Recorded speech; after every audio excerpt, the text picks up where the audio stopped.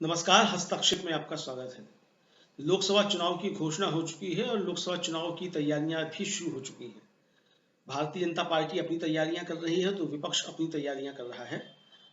लोकसभा चुनाव के दौरान क्या मुद्दे हैं और क्या समीकरण बन रहे हैं, इसकी समीक्षा करने के लिए डीवी लैब पर एक परिचर्चा का आयोजन किया गया। उस परिचर्चा में मैंने भी हिस्सा लिया। परिचर्चा में कई वरिष्ठ पत्रकारों ने हिस्सा लिया और अपने अपने विश्लेषण प्रस्तुत किए। परिचर्चा का संचालन डीवी लैब के प्रधान संपादक राजीव रंजन श्रीवास्तव ने किया। तो आइए देखते हैं उस परिचर्चा के कुछ प्रमुख अंश साभार। नहीं है, यह न्याय पत्र है। दूसरी चीज, इसमें कांग्रेस पार्टी ने केवल घोषणाएं नहीं की, केवल गारंटियां नहीं दी हैं, विभिन्न क्षेत्रों में सुधार की बातें कही हैं। अगर यह घोषणा पत्र यह कहता है कि सर्वोच्च न्यायालय में भी दो अलग अलग तरह के न्यायालय होंगे, एक संविधान पीठ होगी और एक अपीली पीठ होगी, तो यह सीधे आम आदमी से जुड़ा हुआ सवाल है। ये आप अपील दायर करते हैं, सालों साल सुनवाई नहीं होती। संवैधानिक मुद्दों पर आप अपने इस समय देश की स्थिति देख लीजिए, कितने मामले पड़े हुए हैं। ये तो वर्तमान मुख्य न्यायाधीश साहब जिन्होंने संवैधानिक मसलों पर सुनवाई शुरू कर दी, और यह न्याय पत्र कहता है कि उसमें सर्वोच्च न्यायालय में भी दो तरह की पीठें होंगी। एक सीनियर मोस्ट जजेस की संविधान पीठ होगी और बाकी तीन जजेस की अपीली पीठ होगी। यह न्याय पत्र आपके विधायिका के में भी सुधार की बात करती है। ये कहती है कि कम से कम 100 दिन के लिए संसद की बैठक होगी। यह केवल बेरोजगारी दूर करने, महंगाई दूर करने, सड़क बनाने, रोजगार का अधिकार देने इतने ही तक सीमित नहीं है। ये अगर यह न्याय पत्र यह कहता है कि 100 दिनों तक कम से कम आप संसद की बैठक करेंगे जी। आप ये अगर ये कहता है कि अगर आपका दल बदल होगा तो स्वतः ही आपकी संस्था खत्म हो जाएगी। यह केवल आप अन्य चीजों में देखिए कि जो सरकारी संस्थाओं के उत्पीड़न की गतिविधियां हुई हैं उनको किस तरह से संबोधित करता हुआ नजर आता है न्याय पत्र। ये जांच करने, हिरासत में लेने, उत्पीड़न करने संबंधित तमाम कानूनों के बारे में या उसकी समीक्षा की बात कही गई है। प्रेस की आजादी जिसकी बात हमेशा से कांग्रेस कहती रही है, उसके बारे में किस तरह से उल्लेख किया गया। प्रेस की आजादी को लेकर के सरकार कहती है कि जो जिस तरह से दमन चक्र चलाया गया या मीडिया संस्थानों पर एकाधिकार की कोशिश की गई है, उसको किस तरह से रोका जाएगा। गोया कि एक व्यापक है। बिल्कुल मैं शकील साहब के और टंडन जी की बातों से मैं सहमत हूं कि यह कमरे में बैठ के लिखा नहीं जा सकता, संभव ही नहीं है। आप कमरे में बैठ करके केवल तकनीकी बहस में बैठ करके आप इतनी दूर तक नहीं सोच सकते, इतनी तरह की बातें आप नहीं कर सकते, ये संभव ही नहीं है। यह निश्चित रूप से जो राहुल गांधी कहा करते हैं कि समाज के विभिन्न वर्गों से संवाद कायम करके, उनसे संपर्क कायम करके, उनसे मिले फीडबैक के आधार पर यह न्याय पत्र की तैयारी की गई है। और सबसे अच्छी बात यह है कि जो कांग्रेस की राज्य सरकारें करते हुए आ रही हैं उनका उल्लेख है। जैसे गीग वर्कर्स के बारे में कांग्रेस ने कर्नाटक के चुनाव के दौरान गीग वर्कर्स को सामाजिक सुरक्षा देने का आश्वासन दिया था। सिद्धारमैया की सरकार ने शपथ ग्रहण करने के तत्काल बाद इस व्यवस्था को लागू कर दिया। वहां जिस चिरंजीवी योजना की बात कर रहे हैं वह ऑलरेडी राजस्थान में लागू करके आ रहे हैं। गोया कि यह जो न्याय पत्र है, इस न्याय पत्र पे भरोसा रखने के भी तमाम कारण है। यह लोगों को आश्वासन देता हुआ नजर आ रहा है कि कांग्रेस न केवल इनकी बातें कर रही है, बल्कि इनको जहां भी उनको मौका मिला है उसको उन्होंने लागू किया है। रोजगार का सवाल बहुत बड़ा सवाल है, सामान्य बात नहीं है। 30 लाख नौकरियां और अप्रेंटिसशिप की व्यवस्था, यह मैं नहीं मानता कि किसी युवा को अपील नहीं करेगी। हर व्यक्ति परेशान है बेरोजगारी की समस्या से। उसमें अगर आपको नौकरी के अवसर मिलते हैं, खाली पदों को भरने की मुहिम कोई राजनीतिक दल आश्वासन देता है, और पढ़े लिखे लड़कों को जब तक उनकी नौकरी नहीं मिल जाती तब तक आप स्टाइपेंड की बात करते हैं, यह सामान्य बात नहीं हो सकती। या आज के दौर में यह बहुत बड़ी जरूरत है। महिलाओं को जिस तरह की सुरक्षा देने की बात कही गई है, यह बात हो सकती है कि जो इस न्याय पत्र में कहा गया है कि 50% जो आरक्षण का कैप है उसको भी हम बढ़ाने विचार कर सकते हैं। इसकी आलोचना भी की जा सकती है, हो सकता है कि लोग इसकी आलोचना करें, लेकिन ये बहुत साहसिक कदम है। जिस तरह की बात कांग्रेस कहती रही है कि वह सामाजिक रूप से पिछड़े, आर्थिक रूप से पिछड़े, शैक्षणिक रूप से पिछड़े लोगों को आगे लाने का प्रयास करेगी, तो बिना इस कैप को हटाए आप उसका लागू नहीं कर सकते। लेकिन 30% आरक्षण सही वर्ग की महिलाओं को देने की बात जो की जा रही है शिक्षण संस्थाओं में और नौकरियों में, यह एक महिलाओं की समस्याओं को संबोधित करने का, एक तरफ तो महिलाओं को आप 1 लाख रुपए देने की बात करते हैं और दूसरी तरफ शिक्षा में और रोजगार में एक आरक्षण देने की बात करते हैं, उनको मौका अवसर देने की बात करते हैं। तो यह मेरा अपना मानना यह है कि यह न्याय पत्र चुनावी सुधार, विधायी सुधार, न्यायिक सुधार जैसे प्रमुख विषयों को भी संबोधित करता है। या एक ऐसा दस्तावेज है जो इस आने वाले भारत के निर्माण की बात करता है वो, और पिछले 10 सालों में जिस दुस्वप्न से इस यहाँ के नागरिक गुजरे हैं उसमें उनको एक बेहतर सपना दिखाता हुआ नजर आता है। और लोगों के विश्वास की वजह मेरा मानना यह है कि अगर कांग्रेस के लोग इसको आम लोगों तक पहुंचाने में सफल रहे तो मेरा अपना मानना है कि लोग इस पर विश्वास करेंगे कि कांग्रेस की सरकारें जिन राज्यों में हैं या जिन राज्यों में चुन करके आई, इसमें से अधिकांश बातें उन्होंने जो उनके अधिकार क्षेत्र में था उसको लागू करती हुई नजर आई। मेरा मानना है कि एक बहुत बहुत महत्वपूर्ण दस्तावेज है ये, और यह किसी भी आम भारतीय को अपील करने वाला दस्तावेज होगा। और जो एक सत्तारूढ़ दल के द्वारा जो ध्रुवीकरण की कोशिश की जा रही है उस मुद्दे को भी सम्मोहित करता हुआ ये न्याय पत्र। तो कोई समाज का कोई ऐसा पक्ष नहीं है जिसको ये सम्मोहित न कर रहा हो, और निश्चित रूप से बड़े व्यापक विचार के बाद और लोगों से जानकारी करने के बाद ही तैयार किया गया होगा।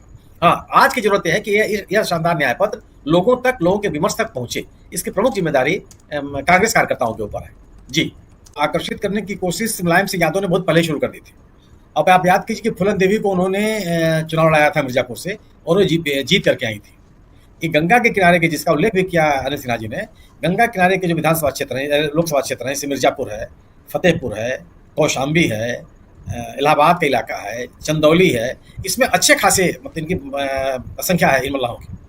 और पिछले दिनों जब वीआईपी शामिल थी जेडीयू की सरकार में, और जेडीयू की मैंने नीतीश कुमार जी के ऊपर आरोप लगा था कि वह वीआईपी को तोड़ने में लगे हुए, और फिर ये लगा था कि उसके मंत्रियों को उन्होंने निकाल दिया था। तब से एक तरह की नाराजगी जेडीयू को लेकर के वीआईपी में रही है। मेरा अपना मानना है कि मुकेश सहनी ने पिछले विधानसभा चुनाव के दौरान एक बहुत बड़ा सम्मेलन किया था, बल्कि 2 सम्मेलन किए थे उत्तर प्रदेश में, और दोनों में बड़ी संख्या में लोगों ने भागीदारी की थी।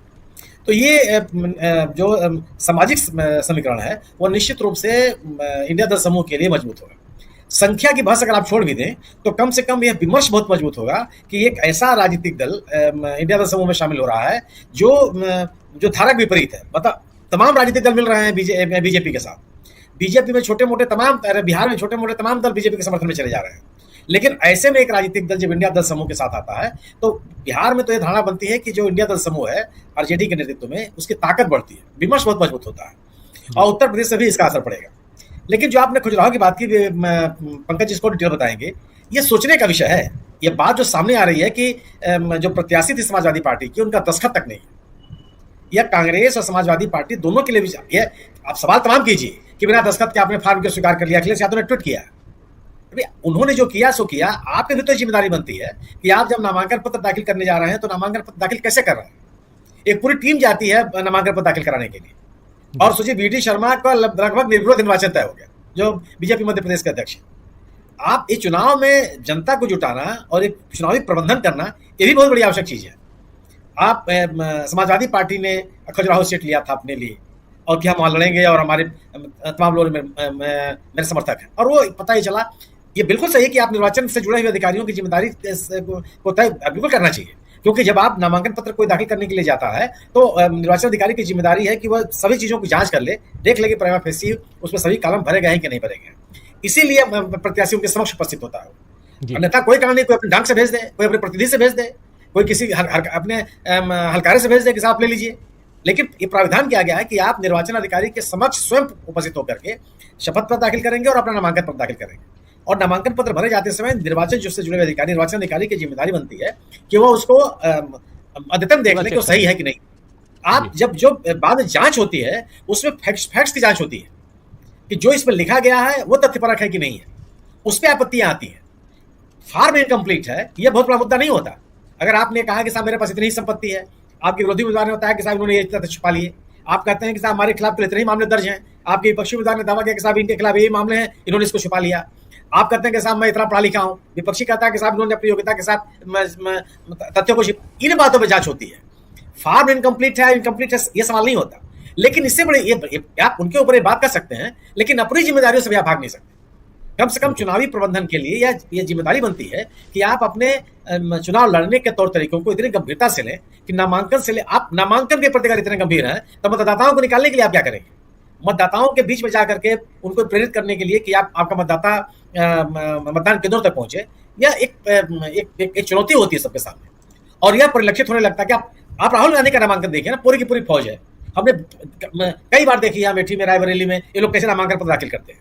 अखिलेश खुद ही आजमगढ़ और कन्नौज में कैसे नामांकन पत्र दाखिल करते रहे हैं। और आपका एक उम्मीदवार, एक चुनौती थी, ऐसा भी नहीं था कि कोई एक तरफा इलेक्शन। आप तो अरुणाचल प्रदेश का इलेक्शन आपने बना दिया, 10-10 उम्मीदवार चुनाव जीत जा रहे हैं, कोई नामांकन पर दाखिल करने वाला नहीं है।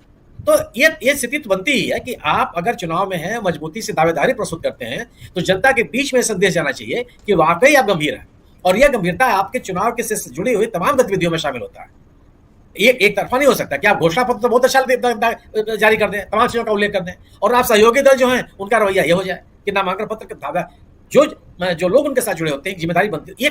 यह विमर्श खराब होता है, इससे कुल मिलाकर विमर्श खराब होता है। सहनी साहब के आने से विमर्श मजबूत हुआ है बिहार में, कि ताकत बढ़ी है। और बिल्कुल मैं इस बात से सहमत हूं, मेरा ही मानना है कि एनडीए की संख्या घटेगी। जिन राज्यों में से एनडीए बहुत अच्छे प्रदर्शन करके लाई है, खासतौर से बिहार, झारखंड, पश्चिम बंगाल और महाराष्ट्र, उत्तर प्रदेश में भी लड़ाई सामान्य नहीं है। मेरा मानना है कि पूर्वी उत्तर प्रदेश में बीजेपी के सामने गंभीर चुनौतियां हैं। और अगर आप पश्चिमी उत्तर प्रदेश की बात कीजिए तो 2019 के चुनाव में पहले ही बीजेपी बहुत बुरी तरह से हारी थी। पहले चरण के चुनाव में समाजवादी पार्टी और बहुजन समाज पार्टी ने कई संसदीय क्षेत्रों में इनको हराया था। और आज जब मिली जुली ताकत फिर एक राजनीतिक माहौल बना करके जा रहे हैं, तो उत्तर प्रदेश में भी चुनौती बीजेपी के सामने अच्छी खासी है। तो जिन राज्यों से बेहतर परफॉर्मेंस करके आई थी एनडीए दल समूह, मुझे लगता है कि 2024 में आशा है ये वीडियो आपको पसंद आया होगा। इसको ज़्यादा से ज़्यादा शेयर करें, लाइक करें, सब्सक्राइब करें चैनल को, फेसबुक पेज को फॉलो करें और ज़्यादा से ज़्यादा इसको सब्सक्राइब करें।